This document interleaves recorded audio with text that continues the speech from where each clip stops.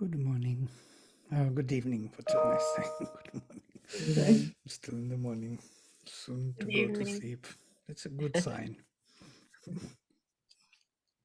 I slept the whole day. Now it's morning for me.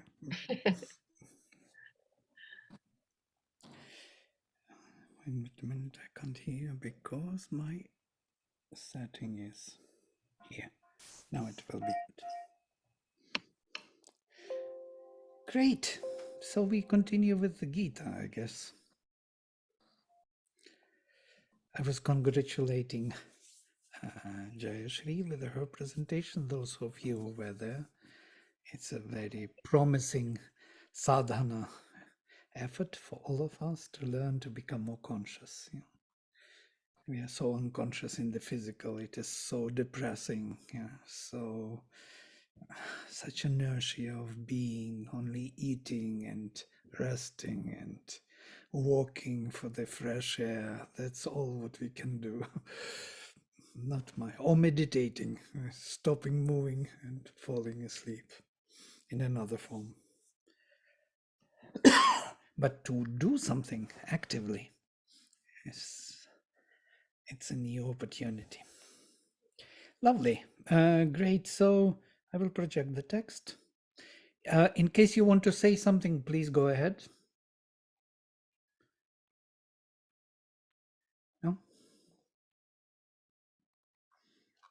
All right. I will start with mantra. Om Mukam Karoti Vachalam Pangum Langhayate Girim Yat Kripa Tammaham Vande Paramananda Madhavam.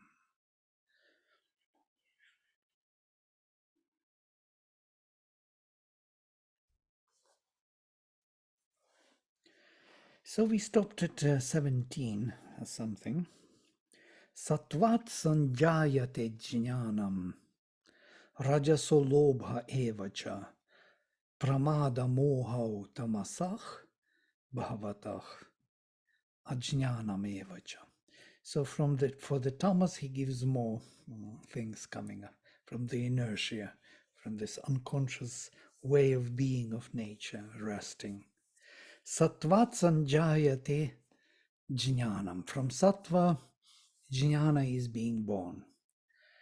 Rajasach, from rajas, lobhach evacha, the greed. Usually it is translated as greed, but it is not that. It is more like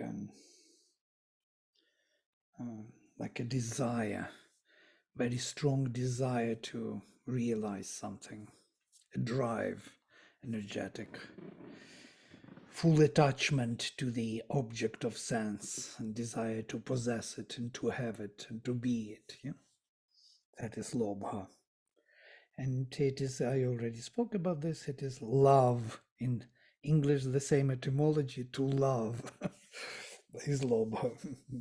Lubhyate. Lubhyate. Oh, Jane is joining. Nice, Jane. You got the email. Nice. And then pramada moha tamasach bhavatach. And pramada and moha, pramada is that negligence, and moha is delusion or bewilderment, comes from tamas.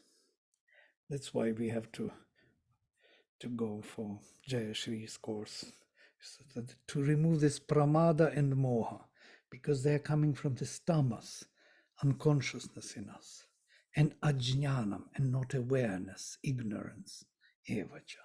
So three things are mentioned here.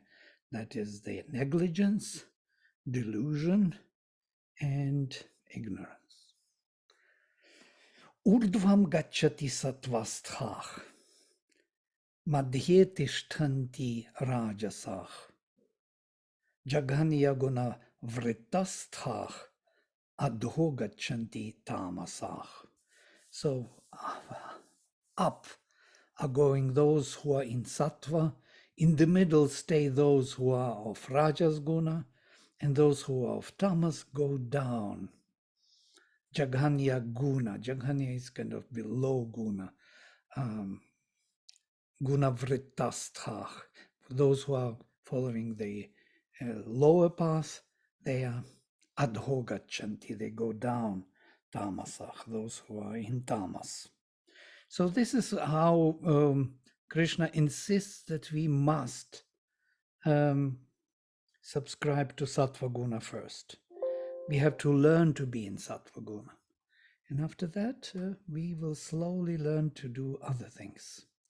But without it, our nature will be constantly jumpy, bewildered, will bring us to some kind of disequilibrium. And in that state, we will never be able to find ourselves.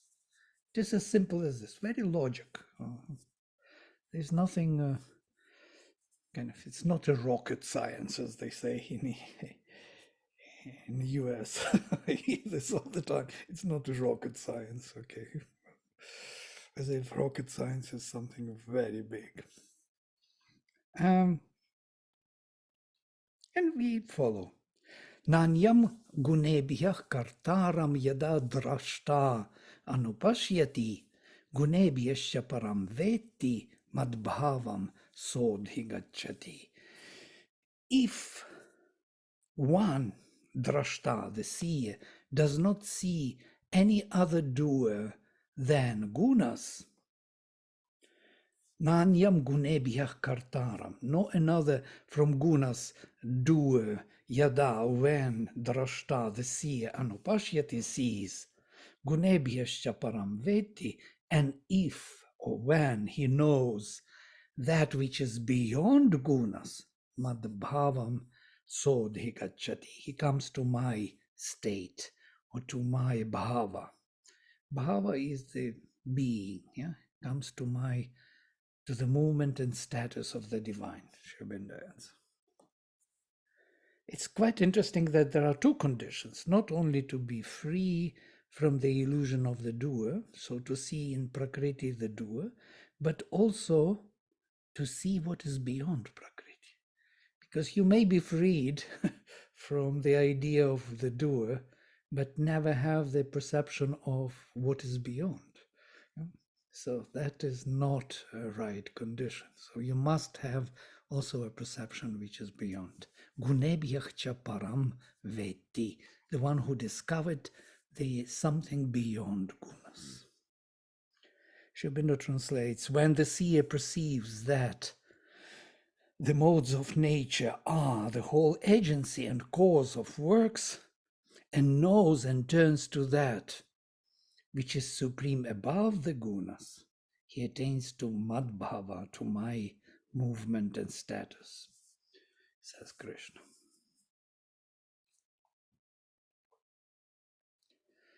And it's quite obvious why we cannot easily do it. Today I was thinking about this again and again, because we are so, how to say, caught by the nature and by everything. So to disengage and to see that it is Prakriti who is doing everything and not you means a new quality of consciousness, yeah? Which actually can observe everything with equanimity, equality, without any preference. It's a quality of that consciousness. And with that one can glimpse something beyond. Otherwise, one cannot see the divine, because the divine embraces everything, takes everything into its embrace. So how can we arrive at the divine consciousness if we have preferences for action or for thoughts, or we know what is right and what is wrong? Yeah. And so first we have to learn what is right, what is wrong. Then we have to arrive at equilibrium finally in nature. And that is the beginning of our disengagement from nature's doings. The beginning. And then we see nature as a doer and have a glimpse of something which is beyond. Today I was thinking this body is deteriorating and slowly dying out. Yeah. and nothing you can do about it. You cannot stop that deterioration because of movement of time and space. We fly with our solar system 1 million kilometers per hour through the space, interacting with stars. Who can stop that movement? Nobody. So, and our tamasic inert body is not actually responding to that speed and that rhythm, has no capacity really, and slowly deteriorates and falls apart. But this body was formed by another body standing behind it. And who said that that body will fall apart? Or even that which is beyond that other body? So the sense of this, that nature is doing its works, is that everything which is formed here is done by the means of cosmos. And it will be done by the means of cosmos. But there is someone here who is observing all that, how it is done, gives it sanction, and allows it to happen. And enjoys every moment, actually, even deterioration and death, even that. So, because otherwise it would never come into existence. I don't proclaim that we should enjoy that. I mean to say that the divine, the supreme, sees the meaning in it. It cannot really see the only this collapse of himself in this. Yeah? It permitted this to happen. So yes, in Savitri we recognize that the Lord of Death actually turns to be the voice of the divine at the end. Sri Aurobindo makes it very kind of smoothly, the transition. We didn't even see when that transition took place. First she spoke to the Lord of Death, and then suddenly she is the voice nearly continuously. That very Yama who granted the boons in Mahabharata, there's somebody else there behind. You know, the form of death falls away, and the veil goes away, and we see that luminous being. And it is true, because that is the fall of Sat, of the divine self, you know, this death.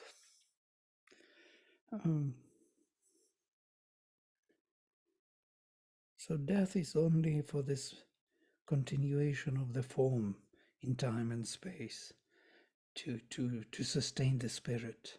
The spirit is to be sustained, and the form is not catching up, and so falls apart and catches again and falls apart and catches again. It is so obvious already.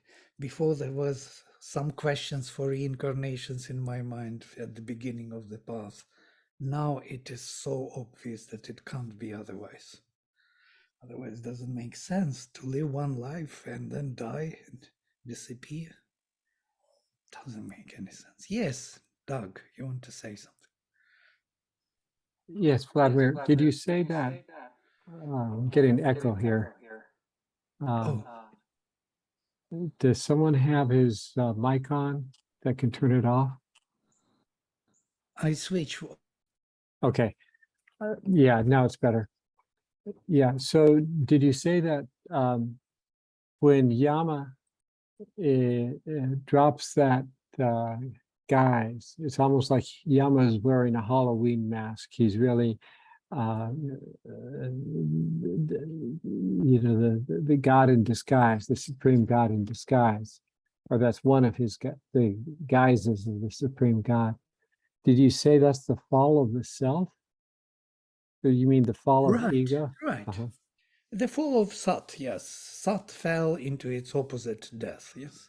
The infinite okay. eternal Yeah. life. So Yeah. Yama is the opposite when for the creation to exist, Sat Chit Ananda had to devolve or degenerate or transform into their opposites. And only through that coexistence of opposites, of the supreme, nearly supreme Sat to the nearly supreme death or anti-Sat. And the same thing for Chit and Ananda. Chit became the unconsciousness, consciousness became unconsciousness, and Ananda became complete suffering and what's the better term? Lack of love. So love became Suffering is a good hatred. word. Yeah. Okay. So you think suffering's a better opposite for Ananda than hatred? Opposite in our mind. Truly Okay. speaking, yeah, it is just another formation within lack of consciousness. If you remember how they fell one by one, again, it's not a Yeah. part of the Gita here, but it may bring some light why the nature is the doer. Yeah? Yeah. Because that will give us some kind of sense from another angle. So first, the consciousness in light falls into darkness, which pulls Mhm. after that the bliss into our suffering. Yeah, Mhm. because bliss would not turn into suffering if consciousness would not turn into darkness. Yeah? Mhm. Bliss is another element of it, so to say, Right. which is second to fall after that. And interesting, in this order, the mother speaks about them several times. So consciousness in light, bliss turns into suffering, truth into falsehood, and when these three are turned into their opposites, lost their divine qualities or connection, then only Sat, the eternal, infinite, immortal existence, can turn into death. So death is the final result. The death would not be possible if all of these components, that means in Sat, Chit, Ananda, and Vijnana, Chit, Ananda, and Vijnana fall first, if you will, Yeah. and then only Sat can turn into death. Otherwise, it will not, because these are the components within the Sat. Yes. Uh-huh. And when Savitri effectively wins the debate with Yama, she doesn't accept his very powerful, very astute arguments. She shows their fallacy and persists in her insistence on reviving her dead husband. Eventually, that not only frees Satyavan, it also frees Yama from this fall that he went through. Right. Well, are we talking about Sri Aurobindo Savitri or Mahabharata? There is a Aurobindo's. Oh, Yes, then there right. is no Yama there at all. So there is a Lord of Death. It's an interesting topic, but maybe for other time. Why he Uh-huh. doesn't call him Yama?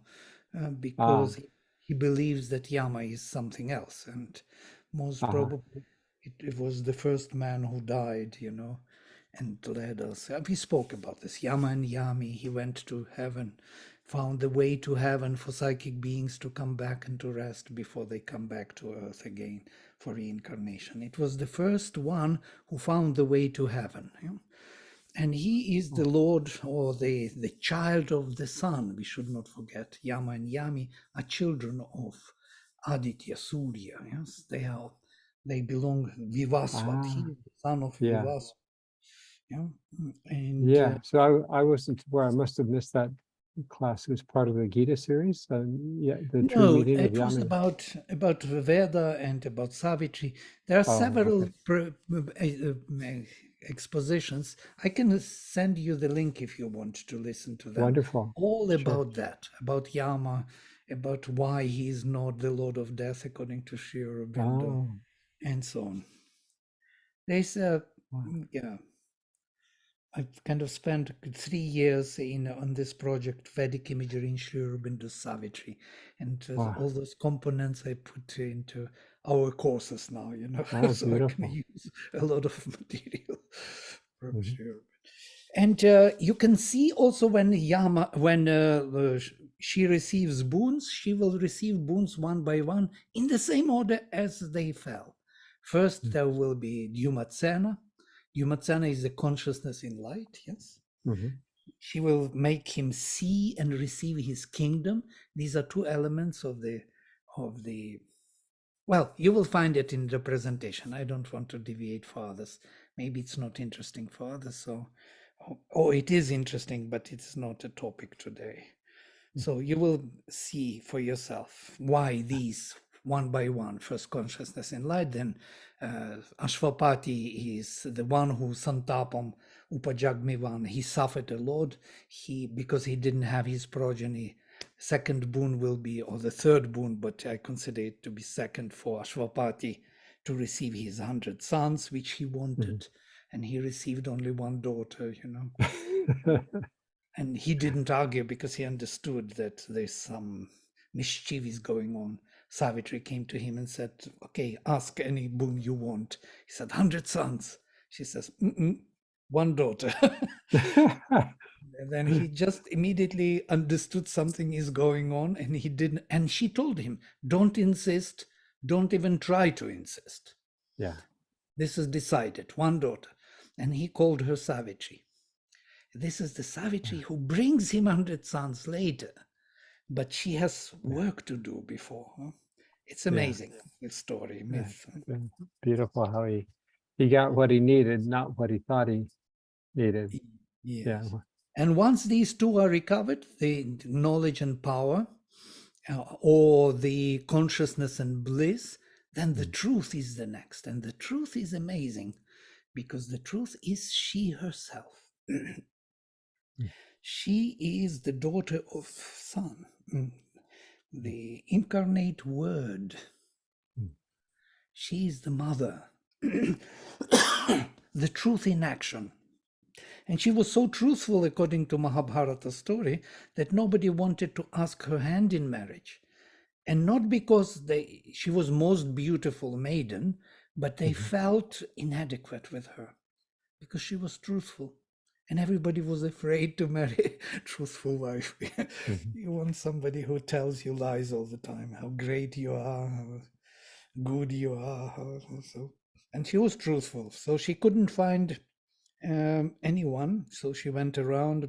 Her father sent her for Svayamvar, and she found Satyavan. That Satyavan who has father king, who lost his kingdom because he became blind, and the whole story. So she asks from Yama in Mahabharata 100 sons for her and Satyavan before the life of Satyavan. And what do you think? He gives her this boon. And not because he's stupid. He understands very well that she doesn't have Satyavan, but he gives her 100 sons from her and Satyavan. That means that those 100 Sanite pioneers in Sri Aurobindo Savitri who came down, rushed down, he saw them. These are the new beings, new incarnations, new souls are coming from the higher level. Supramental manifestation, that is the case. Supramental manifestation is to take place before the immortality can be granted. And these are the 100 sons. This is the marriage of Savitri and Satyavan is granted before Satyavan's life. And this is really a paradox of the story. And everybody makes fun of it, saying that she cheated on Yama. And Yama just got bewildered, and he gave her sons and forgot that he took Satyavan with him. That's nonsense, total nonsense. So he gave her this boon, and then next boon becomes inevitable. He gives the life of Satyavan. That's beautiful. All right, back to this. So if in this case, if you think what is nature doing, so the nature's aparaprakriti, she manifests all the forms in time and space of the spirit. And spirit wants to endure. And how to endure in the form which is tamasic and in inertia and in bewilderment, mixing everything up, has no consciousness, no light, no bliss, no truth, and even is destined to die. So what can you do with such nature? Not much. Yeah? So you will have to again and again restart the process. So these are the reincarnations. He leaves that unfinished business and comes back. He organized everything in such a way that he can come back to the more improved instruments. Today we spoke about Devayana and Pitriyana, how it is being done. It's an amazing vision of the Veda, by the way. All elements have their place and explain each other. So that body which falls apart, as Krishna always says, is just one of the attempts to engage with this material, which has to be enlightened every time when we engage with it. And slowly it grows into something more suitable for the spirit. So if one does not see other doer other than gunas here, and sees someone beyond gunas, he comes to my movement and status, says Krishna. Gunan etan atitya trin dehi deha samudbhavan janma mrityu jara dukkhaih vimukto mritamashnote. And these gunas, etan gunan, trin, three gunas, atitya, having overcome, dehi, the one who is in the body, embodied one, deha samudbhavan, those who appeared from the body. So the three gunas came into existence from the body, and the embodied one overcomes them. The embodied one comes back to his own self-awareness. First, he delegated his attention to Prakriti to start movement. He enslaved himself to her movements, yes, as it is beautifully described in this secret knowledge canto, where these two are the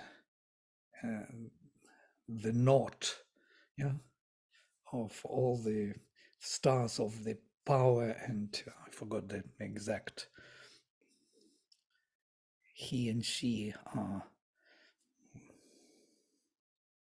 well, we can find it in Savitri to be exact. This is such a beautiful poetry. Don't want to add my words to it. So this Deha, which appeared from three gunas, or three gunas from this Deha, from the embodied spirit delegated his attention to this nature, to the fallen nature. We should remember, yeah, where there was not enough consciousness, bliss, truth, and the death was ruling there. And he still gave himself to this death to be embodied. Now he has to recollect his memory that he is not the body, that he is not the embodiment only, that he has his own attention, his own will, his own consciousness beyond. And this is the whole process of uncovering, recovering the spirit, which we call evolution of consciousness. And we slowly recover that awareness which we once long ago delegated to the unconscious nature. And now nature becomes more and more conscious, and we can become aware of the presence in us, and then even separate Purusha from Prakriti as the beginning of speeded up evolution. Because once we are aware that we are not nature, we begin a totally new journey in nature. We don't leave nature. We go ahead with her, but totally aware of who we are. And that is not an easy process, as we know. I have a question. Yes. I've always wondered and tried to understand how nature has chosen death, literally death, to be really her helper. I mean, when you have all of these animals that eat they for their food, for their life source, other animals, other than the horses and the elephants and the giraffes and all the little vegetarian animals. There are so many carnivorous animals, and I've often wondered about that, and I find it so unbearable from my own perspective. But so what would be your insight on that? Well, we spoke about this not once, about how the food is being eaten by the food. Yeah? Taittiriya Yeah. gives a beautiful description of this, yes? That I am food, I am food, I am food, I am the eater of food, I am the eater of, I am the creator of the word. You remember these shlokas, yes?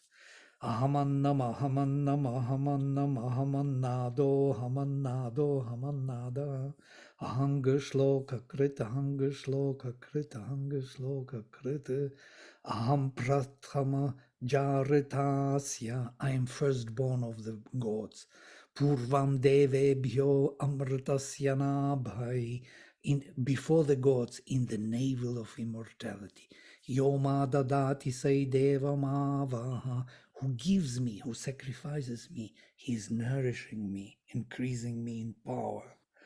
Ahamannamannamadanthamadmi. I am food who consumes the eater of food. Whoa. Mhm. Now, why food consumes the eater of food also?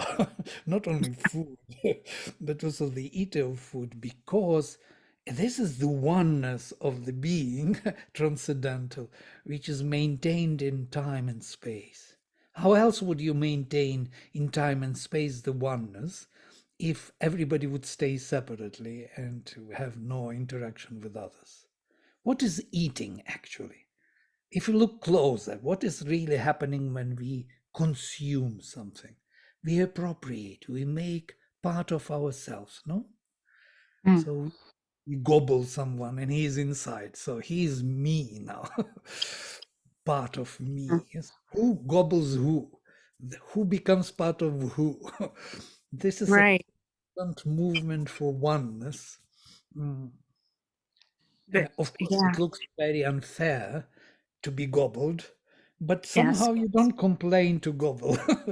You're doing it with no problem, but you don't want to be gobbled by someone. No. No. No, it's just yeah, it's just been an enigma to me, and I um just death in the animal kingdom and the uh sea kingdom, and the water kingdom as well. I mean, all around, and the birds, and even birds have their pecking order. Oh my goodness. So it's just a part of nature, and it's something that I have been I have been trying to understand. Of course, I've been trying to understand. This is just a part of trying to understand death in general. So it. No, it's very unfair in the mental kind of rational mind. It's very. I saw how youth in America reacted when they were brought to the slaughterhouse. You have to see how these young Oh boys, yeah, they were all devastated. They couldn't. They lost their consciousness, crying, couldn't stop. They were totally broken from seeing what human beings do to animals. yeah, Because in the slaughterhouse, you to skin cow away, it has to be still alive, because otherwise it's very difficult to skin it. Yeah, it will be stuck immediately if it is dead. So before they are totally dead, they are skinned. So the machine takes one leg, pulls out, and skins the cow alive once it is still alive and trembling. So all that, if you see all the process, it is so, and it is put as a machinery, and everybody loves beef, and not only beef, but that rosy beef, a little not not rare. me. Yeah, I know, not you, not me, but where is that awareness that these are Yeah, where living you beings? know, Yeah. Well, the other thought is, I've been thinking and contemplating what you said a couple of times also concerning the billions of species that have been dying out on this planet. I think you said on a daily basis. I'm not sure, but Yes, maybe on a daily hopefully it's basis. not on a daily basis. Is that Yeah. what you said, Well, from or 1974, 70% of all species died out. From 74, how many years? It is 50 years. Yeah? well, Incredible. maybe this is a way for Mother Nature to get away from death, to completely take the species who are destroying each other and leaving the species who are, I would, like the lambs and the goats and the horses and the elephants, and that are not eating each other. That would be, maybe I've been trying to figure out why this is happening on the earth, and maybe that's could be one of the reasons. I don't know. Well, it's a Mm. mental, yes, the kind of we are growing into some higher mind capacity where from which we see from the silent mind and from the, Purusha side, it looks horrendous, all this arrangement of nature, how to overcome death in time and space through eating each other. Yes. Yes. But yes, but this is a new quality which is slowly coming to us, and I'm sure in the future it will be settled with us. We will see it Yeah. different. Yes. Mm, Hopefully. yeah. All right. So here they are.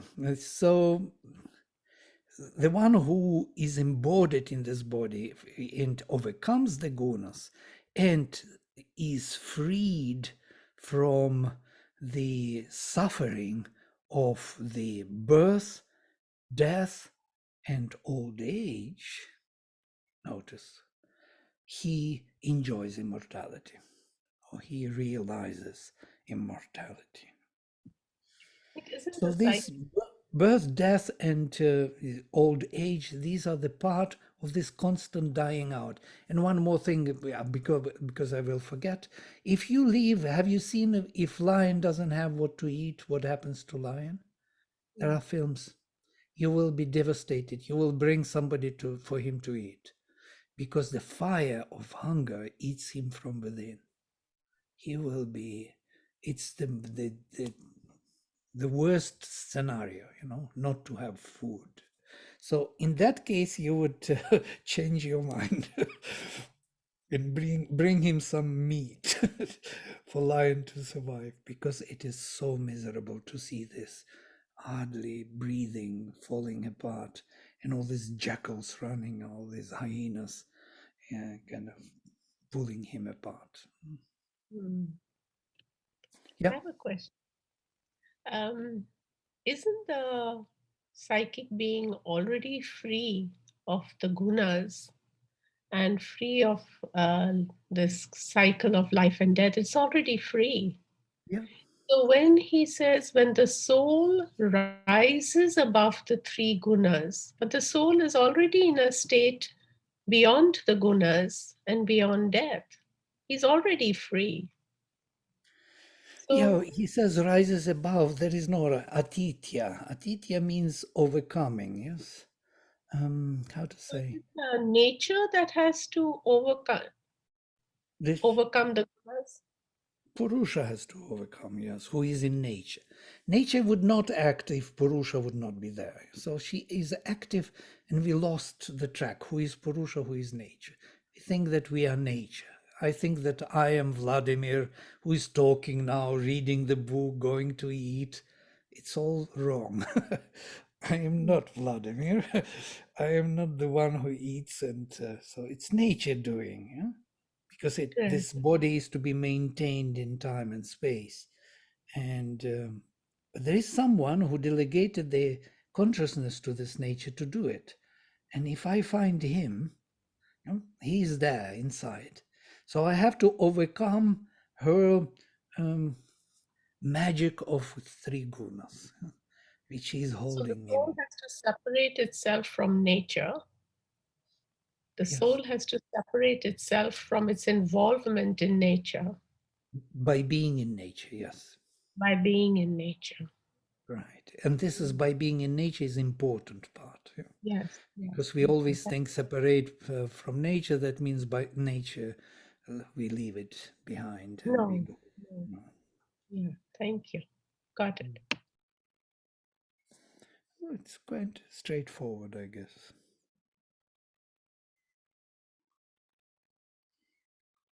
And then Arjuna Uvacha, Arjuna asks him, Kaih lingaih trin gunan etan atito bhavati prabho kim acharah katham chaitan trin gunan ativartate.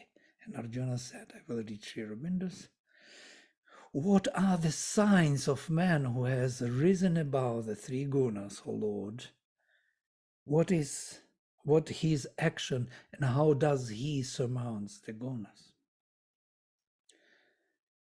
Sri Aurobindo makes jokes about these questions of Arjuna because he will always want to have that kind of visible in the embodied state. Yeah, he wants to kind of to see it as behaviorism, in psychology. How would he behave that I may recognize? Maybe by behaving the same way, I would arrive at this. It's absolutely invisible to the eye. It's only felt within the soul. So the person will behave the same way, eating, going, walking, and many times, actually, it could be also an imitation of a right behavior to gain certain kind of respect from others. I saw this in India many times. People know how to behave, and that creates the whole way of dealing with the reality and relationships, especially between gurus and shishyas. Gurus behave like gurus should behave, like liberated. They sit and smile, and they are not in a hurry to answer. They turn slowly their heads. They make long pauses in between. They don't joke easily. They don't show their stupidity. No, no, no. This is not the part of behaviorism. So, in a way, Arjuna wants the same. He wants to know how to recognize him, but it can be very much misleading. You know the story of Janaka and Narad, most probably, yes? Narada and Janaka, where Vishnu told Narada that there is one greater bhakta than Narada. Narada could not believe, and then he told him about the story about this king Janaka. So Narada went to see how he behaves. He was looking for behavior again to see where is he better? He was normal king. There was nothing to see. And he already was totally disappointed. But once it happened, as you know the story, yes, the palace was burnt to ashes, and king was in the forest hunting something with his troops. And they rushed and told him the whole palace was burnt and everything turned into ashes. And for the split of a second, Janaka could not hide his disinterestedness. And then Narada saw it, and he saw the liberated soul. So behavior somewhere gave in for Narada to see. Otherwise, he spent a lot of time with Janaka, couldn't find any trace of abnormal person. So this is more, this is truer than to be always behaving as liberated. If you see somebody behaving as liberated, you should know something is wrong, fishy, too good to be true.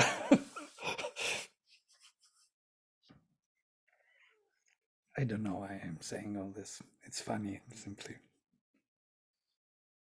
All right, so how? He wants to know. And Sri Bhagavan Vacha, the blissful Lord, blessed Lord said, Prakasham cha pravrittim cha moham eva cha pandava nadveshti. Some pravrittani na nivrittani kankshati.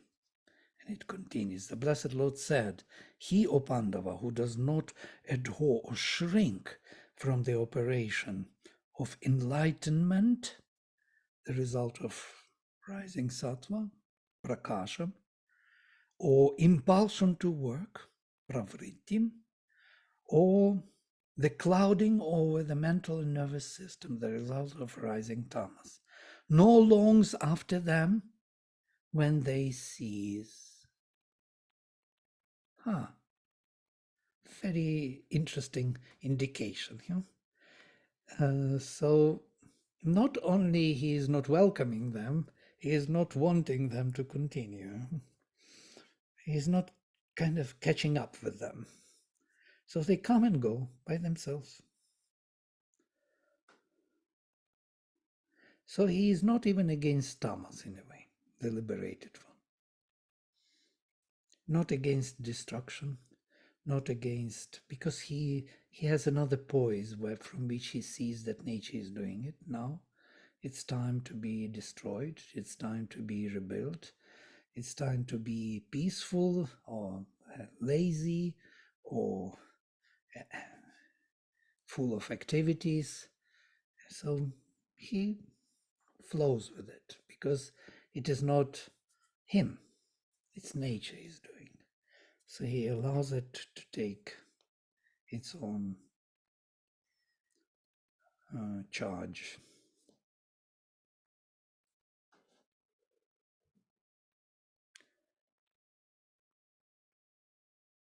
Udasinavat asino gunairyo navichalyate guna vartante ityeva yo vatishtati nengate. So he who established in a position as of one seated high above, udasinavat, ud asina, yes, asina seated, ud upwardly seated as if, vat, asinach, sitting. He is seated as if high above, as if disengaged or remote, far above. From above he watches what is happening here. Is unshaken by the gunas, gunairiona vichalyate, who is not moved by the gunas in every way, who, seeing that it is the gunas that are in process of action, stands apart, immobile.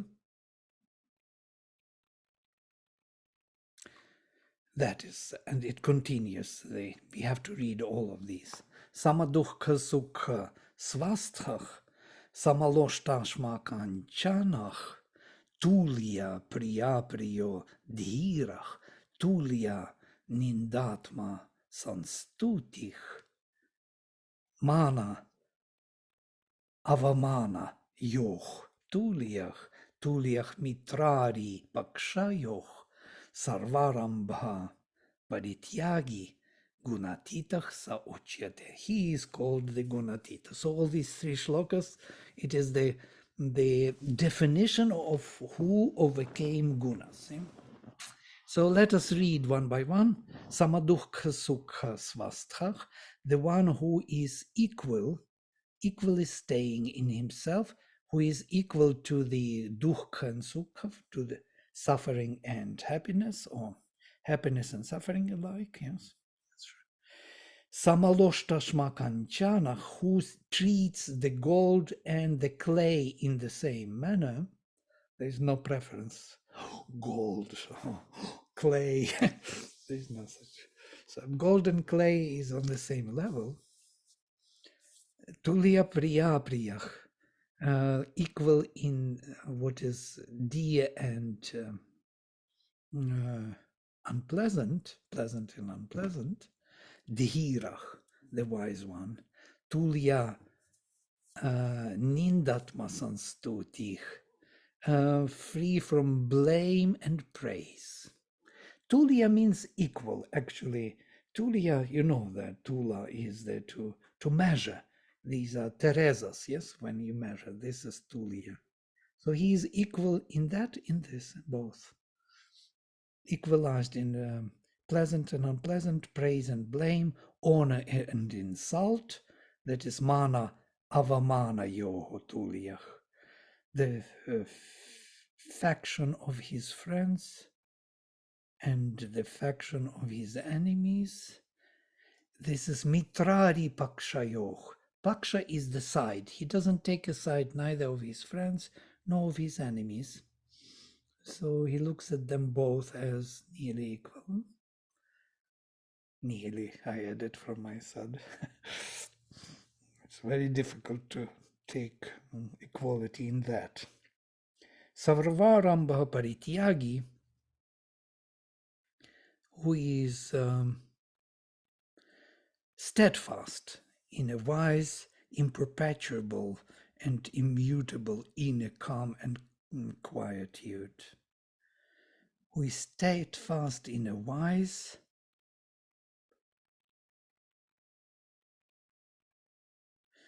imperpetuable, and immutable inner calm and quietude. Strange phrase. Sarvarambha Parityagi, the one who leaves all the beginnings, all the actions which he started. Gunatita sauchyate. He is the Gunatita. So Gunatita has to be equal in good and bad, staying in himself, treating all as equal, gold and clay and stone, accepting equally the pleasant and unpleasant, accepting equally the praise and the blame, which is so difficult for me to do. I know that I'm not Gunatita by this one phrase, because blame is something I'm fighting with all my life. I don't want to be blamed by whatever, in whatever way I try not to be blamed. And this is a hook by nature, which is holding me strongly. I don't want to be praised either, but not blamed. Yeah? Praising, it's not needed. When somebody is praising, I'm shrinking. But when blaming, I'm suffering. I'm speaking about myself personally. And mana avamana yoho tuliach, in the honor and insult. Mana is honor, avamana is honoring down. So defamation. Defamation is also very unpleasant. It's close to that blame. Yeah. Okay, if you have some questions or some observations on these qualities, what is Gunatita? It's a big topic. Today we read 10 shlokas or even more. So Well, I have a question on the it says who initiates no action but leaves all works to be done by the gunas of nature. So how does the psychic being live through the gunas? Doesn't after, I mean, when one is not trying to contact one's psychic being, of course they're living with the gunas and are in the gunas, but those on a spiritual path, it seems to me, would be allowing their psychic being to work through the gunas so that the psychic being does initiate action through the personality or the person out into the world of the gunas. If I said that correctly. Did you understand what I said? Or oh, I understand that there is quite a task force. Somebody can try to answer this, how the psychic being is dealing with gunas, how it is shining through the gunas, why the gunas are needed, what is really happening here. And is psychic guna is always sattva, or maybe there are other gunas of psychic, which, how do you see it? What do you know about it from integral yoga. It would be interesting to know, to hear your voices. I'm giving you the most difficult question, trying to. It certainly is difficult. If you associate the gunas with the outer nature, then you can have the understanding that the psychic being, as it grows in influence, comes to influence the outer nature.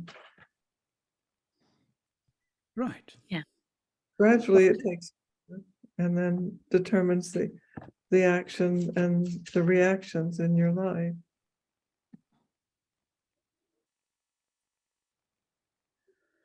And another difficult question: is psychic being a doer? I think it is. I think it is. I think we have perhaps in the integral yoga we think of the psychic being as the mother within us. She was a force of action. So, and I think the purpose of the mother's action, that Shakti, force of Shakti, was to transform nature. Yeah. The psychic being is the real doer, who is standing behind the gunas. We don't speak this language in the Gita yet, yeah. But because we are trying to liberate the unborn self, the Purusha's consciousness, Jivatma here. But if we look into the only will we have, as Mother says, is the will of the psychic being, which acts, which can really make changes. So there are the wills of the mental being, of the vital, all the forces come in and we consider them our will, but it is not true. It is something we are surrendering to or kind of unknowingly accepting, but our own true will is a psychic being, and it is the actor actually. But the actor, he's like a deputy of Ishvara consciousness in the individual form. It is the supreme individual which wants to be born, yeah? And take into his hands the whole nature. That's why that psychic transformation is so important. That's why Sri Aurobindo changed his yoga with the arrival of the mother. And first he was always about separation of Purusha from Prakriti, and then later he insists that it's better to find psychic being first, you know, because it's more secure way than separation. Because in separation there is a different treatment of reality. Somebody wants to say something. Yeah, go ahead. I don't see, but I heard the noise. Okay. Siegfried is not saying anything. It's too late to say something on this.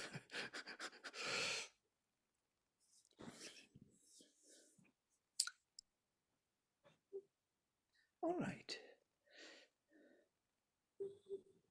Thank you. It is actually a study group, so you can bring your kind of insights. It would be lovely to hear from your side, not only me talking one way. Of course, I'm tuning to you, into you, what you are looking for. The same. We are a group in a way. I would never speak this way to another group. Yeah. So the psychic being actually steps in front, Sri Aurobindo says. You know, psychic comes in front means the psychic being steps in front and takes the control of the nature. Yeah. Mental, vital, and physical being. Yeah. Yes. And through it also nature is, yes, liberated. And yes, it is. He is turning them slowly into the what is, as she says, good, true, beautiful. Yes. So all these elements of the truth will shine through these beings, which didn't have this opportunity before. And there are two ways to enlighten it. One is from the psychic, from within, and the other is from above. Yeah. But then later we notice that that which comes from above is called upon by the psychic in a way. And we will see that it is not coming by itself. Yeah? There must be a call, real, true call for it to descend. And when it descends, it changes our mental, vital, and physical nature. And even if the resistance is huge in nature, so huge that all the forces of darkness rush onto this person, he will still find his way out. Because it There doesn't, will, or not affecting. Attacks by the lower nature do not affect you then, because the psychic is in front, so it protects. with psychic in front, yes, but if psychic is not in front, and that's why Sri Aurobindo changed. And this is my case, for example, when psychic was not awakened. The glimpses were there, but the glimpses everybody has. But the other kind of spiritual being is somehow activated. It is not enough. You will have a huge resistance of nature, all kinds of problems, forces, delays, fallouts, fallback, everything you will have in abundance. And then at the end, you would still survive somehow and prevail. Not you, but that thing which came to you will still carry you through in spite of all your disabilities and incapacities. And many times I think, how is that even possible? I would never do this. The divine is so merciful and so gracious. It always carries us through. And look at Auroville, what a mess. And still it will deal with it, with everyone, and will put everyone in the right place. Or ashram, or every one of us, our lives. We are hooked by the divine, we cannot leave it. Yeah? We have nothing else better to think of, to aspire for. So what is there to aspire for? For death? There is no way out there. Well, when the psychic is in front, and then isn't it then becoming the one with the gunas? Is that what it would be? I mean, which the gunas, of course, would fight it, like you're saying. But then that the whole idea would be to fall through with this harmonious movement of the psychic, and which is a whole lot of work, as it seems. And like you said, a lot of trials. Yeah. Right. The nature changes from apara prakriti to para prakriti. Yeah. The two kinds, it goes into with the coming of the psychic in the front, it's no longer the lower nature. It is still It's the higher nature. it is still you're breaking. It is still a lower nature, but to become a higher supramental has to be there totally, yes. But but these are steps towards the paraprakriti. You're absolutely right. But can you imagine what would be the divine gunas? What would be tamas in the most divine faculty? What it would be?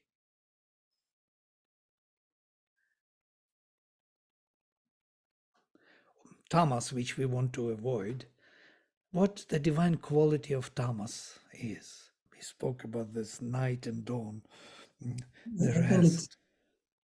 it's the bedrock of the manifestation. It has to be enlightened. It has to be there. It has to be that solidity that the realizations can be grounded and not be vulnerable to Yeah, attack. fixing material stability, the embodiment, something which is already realized and cannot be altered, something which resists already everything which comes to change it, cannot be changed easily. It's like a bedrock, very beautiful vision. Yeah. Perhaps you And could what would be describe, then Rajas? Yeah. Yes, Martha. I was just thinking that perhaps you could describe the divine version of tamas as a solid piece. Absolutely. Solid peace, stability, a bedrock of all that you can rest upon. You can rest without any, doubt of it moving away or something. It's becoming the foundation for the being, and that foundation is needed. So now it is kind of an obstacle, but then it becomes with psychic coming to the front, with spiritual transformation, and finally with supramental, it changes into the divine being. Tamas becomes the divine being, a divine existence itself, self, so that the lowest becomes the highest. Amazing. Yeah. And Does we this have create a permanence in the Sat Yuga? So it's like a continuation of Sat Yuga. We don't go through the 7 cycles, the 7 yugas anymore. possible.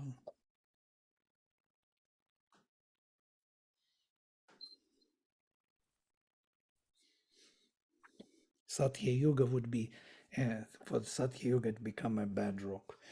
Somewhere I had some other these quotations from Savitri, but I can't find the file, sorry. Next time we will look into it, is what these gunas can become in this transformation process. First, 3, because psychic will bring the light of the individual divine into their action first. So they will be changed. That's what we are trying to do with Jayashri and her course on sleep, to become aware, and to become aware to the extent that our life is changing. So the psychic has to reach to the surface. That's the plan. This is a total reawakening of our understanding of the 3 gunas, where conventionally you think of sattva and to a lesser degree rajas as being the bad gunas Yes. to be avoided. But here they're seen as at least equivalent to satguna, and in Yeah. a sense, satguna depends on them for the achievement of the purity and wisdom and all the beauty and comfort and enjoyment that are normally associated with sattva, but in a finite sense. And when tamoguna is liberated and made conscious, then it actually promotes a higher level of sattva and rajas. Yeah. And More what permanent, rajas more would be? stable. What do you think in terms of Satchitananda? What would that be if these 3 gunas, yes, the higher gunas, in Satchitananda and Sattva, Rajas, and Tamas, would you distribute them in your view? Well, well, I'm just speculating here, but Well, how you see I think it. of Rajas as being a more continued, less impulsive propulsion to activity. Yeah, So that's of activity course can, yeah, tapas, yes. Chit tapas anyway, in action, yes. And Sattva will become the bliss, the bliss of that action yeah, and that self. So you can see that Sattva, which was the highest in this, becomes the lowest in that. And the lowest here, Tamas, becomes the highest in the transcendental Sat. But highest, lowest, it's just a mental formulation. It has nothing to do with highest, lowest. yeah. It is my view also like this. I also think in those terms, but it is only thinking. Yeah, it's just to to make some sense for our mind. Okay, great. Thank you for sharing. And sorry, yeah, Siegfried. When we talk about Purusha, we are talking about witnessing. No? Someone is the witness of what is going on. But I think when we are talking about psychic being is involved in some way, like is not a witness anymore. I think this is the difference.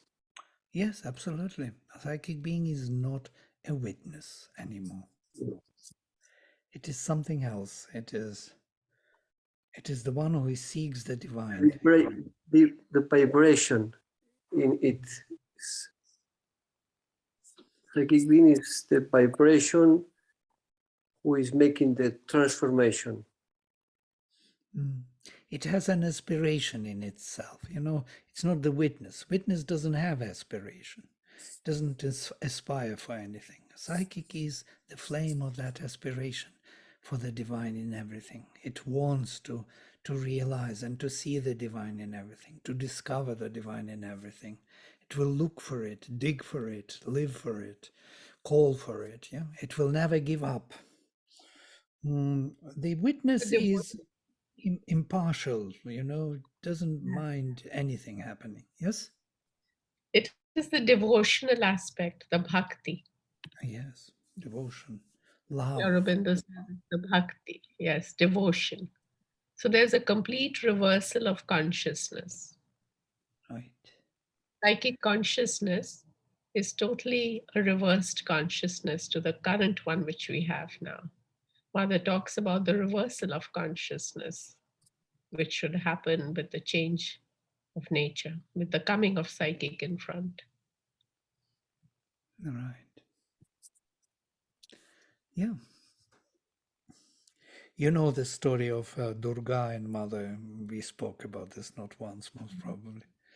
When Durga was given the psychic being to try, because Mother says the gods do not have the psychic being. They are the typal. They are representatives of that witness. They are impartial, indifferent to what is happening. They have their own force. And then suddenly Durga, with all her pride, entered into the mother's body and experienced the psychic love and devotion for the divine. And that kind of made her, as she said, from now on I will be bhakta of the divine. Because that delight you cannot get anywhere. It's a great delight to love the divine. It's very different to be the divine and to love the divine. So we are lucky to have that love within us. Only that power, that love for the divine within us, could plunge into this darkness of inconscient, because there was no other force who could dare to do that.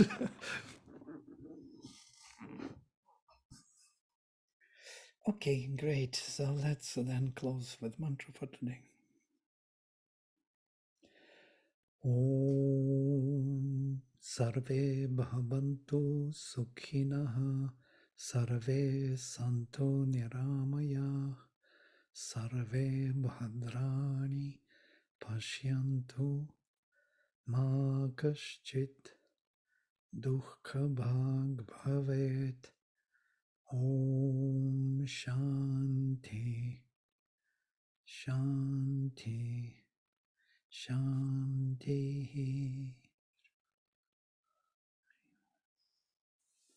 Hari Om.